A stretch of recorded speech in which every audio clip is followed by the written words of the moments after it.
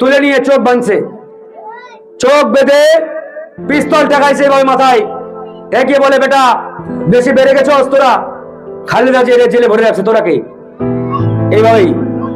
এইভাবেই আমাদের থ্রেট করা হয়েছে, হুমকি দিয়েছে। কিন্তু আল্লাহর রহমতে আমাদেরকে আটকাতে পারে নাই। কেন পারে নাই?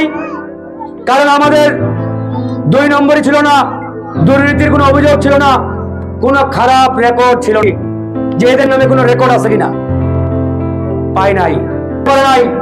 তা না হলে সেদিন ডিবি যেভাবে আমাদেরকে তুলে নিয়েছিল, গুম কইরা হয়তো আমাদেরকে আয়না হয়ে পাঠাইতো। পিস্তল এভাবে ঠেকাইছে। বলেন চাচা, ডিবি যদি চোখ বাইন্দা, আল্লাহর উপরে আমাদের বিশ্বাস ছিল। আমরা বলেছি জন্ম মৃত্যু আল্লাহর হাতে, সৎ থাকলে ইনশাআল্লাহ কেউ আটকাতে পারবে না।